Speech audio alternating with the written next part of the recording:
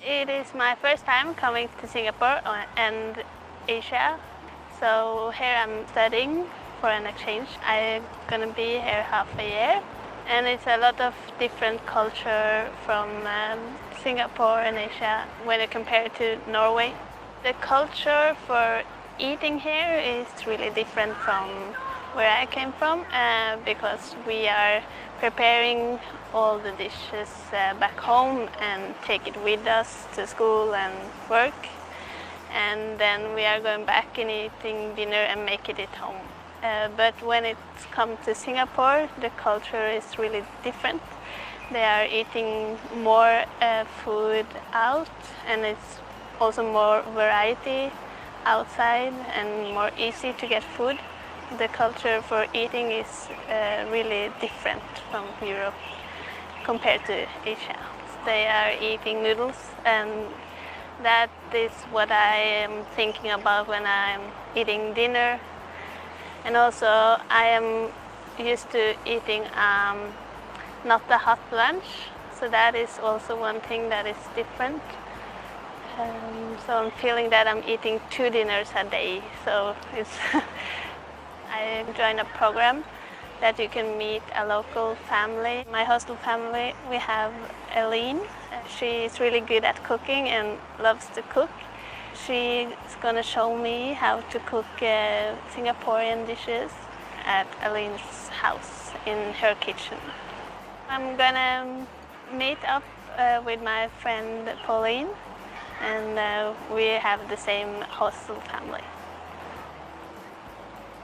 Personally, I don't go to the wet market very often because we have a very small family unit, and what we can get in the wet market, actually you already can get from the supermarket.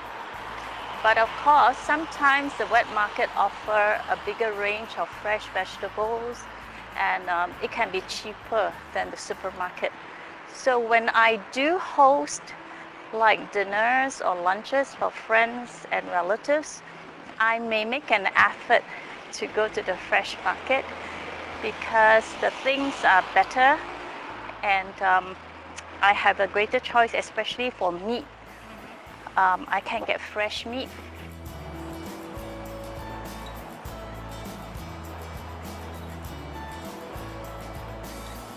We have covered 3 dishes. I'd rather do dishes that you will be able to use it when you're back home. So the ingredients I've gone through, I find that most of it you should be able to get in Norway. Satay, it's a celebration dish.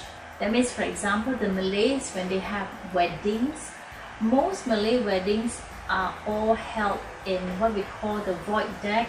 That means on the first level of the apartment blocks, there's empty space. So what they do is they do their own cooking.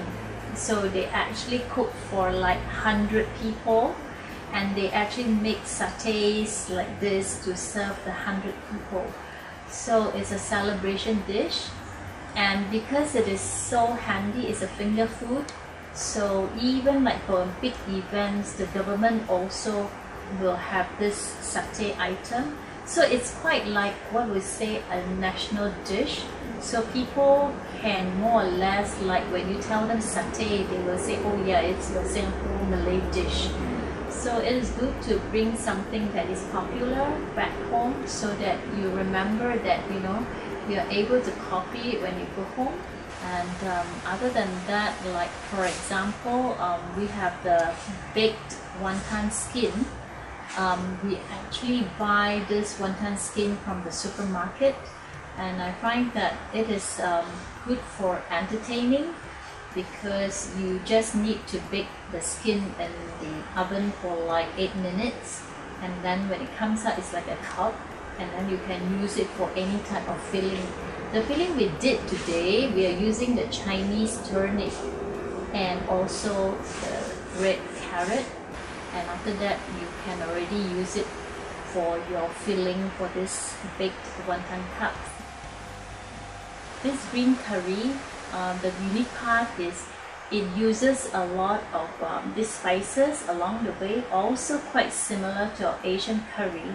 So the part that you take it off is only the red chili part, and we do not use curry powder in any form for using this Thai green curry.